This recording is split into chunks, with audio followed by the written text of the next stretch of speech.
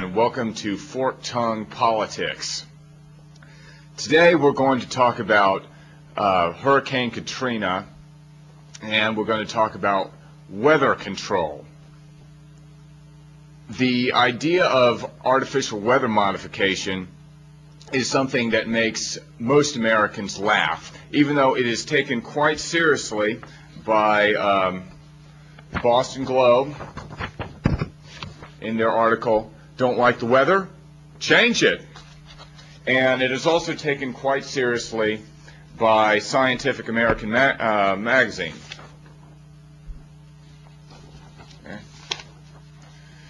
Okay. Most folks have heard of cloud seeding, which uses silver iodide or other chemicals to cause rain to form.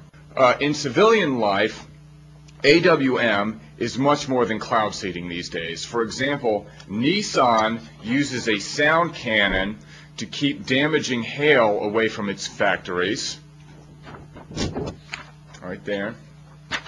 And Paul McCartney, among other rock stars, uses AWM at his rock concerts to keep the rain away. It looks like it's really starting to catch on. They used AWM at the Glastonbury Festival to prevent mud baths, according to Ananova.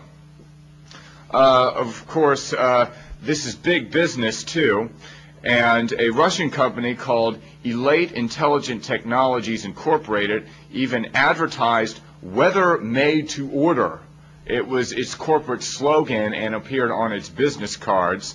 And of course, it's not just the Russians. The Americans, we have our own companies. Here's an example of one called Weather Modification Inc., and it does the same thing as the Russian company. The Russian service is quite affordable. It's the Russian service will modify a 200 square mile area for $200 US per day.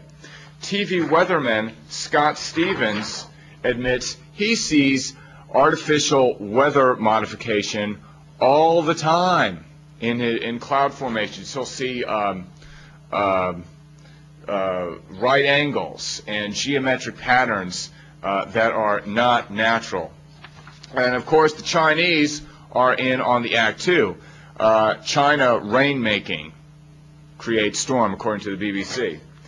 The U.S. government, of course, takes all of this AWM technology more seriously than anybody, and has even issued patents for weather control. NASA is now getting in on this, and the NASA Institute for Advanced Concepts is now funding weather modification technology. Here's a sample of some bills in the Senate and the House proving that they take this stuff very seriously.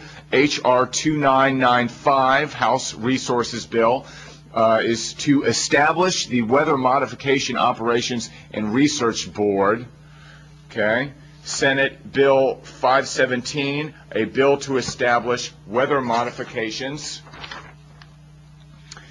And a couple of years ago in the 107th Congress, Dennis Kucinich put together this bill, House Resources 2977, that we can see right here.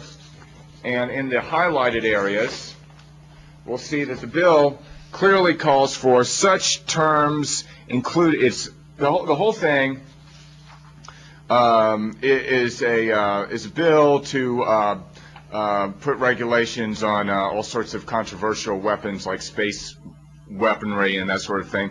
And also included in the bill are terms to regulate exotic weapons such as chemtrails, as I have highlighted here, and environmental, climate, or tectonic weapons. New Mexico, you can get a permit to apply for weather modification in Mexico. They're all about it there. But however, let's leave it to someone with the highest level of security clearance, like former Secretary of Defense William Cohen, to really put things into perspective for us, as he did Monday, April 28th, at a Department of Defense news briefing, where he stated, "Others are engaging in an eco-type of terrorism whereby they can alter the climate, set off earthquakes, volcanoes remotely through the use of electromagnetic waves." Okay, we're going to explain what all these strange exotic weapons are in just a minute. But also, it is worth note also another big government and establishment type, Zbigniew Brzezinski, the co-founder of the Trilateral Commission, once said, "Technology will make available to the leaders of modern nations techniques for conducting secret warfare of which only a bare minimum of security forces need be appraised. Technology of weather modification could be employed to produce prolonged periods of drought or storm."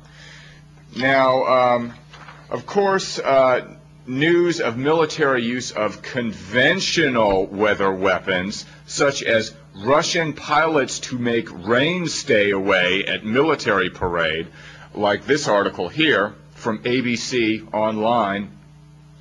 But that's Australian Broadcasting Corporation, by the way. You hear about these stories a lot in countries that have freer presses than the United States, because the United States, as we have the ability, we have the freedom to have a free press. It's constitutional. Everybody knows that. But we don't actually have a free press. We have lost that. According to Arab News, the U.S. was tied with Barbados, Dominica, Estonia, Canada, and Latvia at 24th place out of 194 countries in terms of who's got the free presses. And of course, now with these exotic weather weapons, of course, to use, say, a nuclear or another sort of large explosion does not take a whole lot of imagination at all. They are far more exotic. But, for example, here's an example of the New Zealand Herald talking about its tsunami bomb and its New Zealand's devastating war secret. It doesn't take a whole lot of imagination to see how something like this would be relatively easy to do with our nuclear bomb.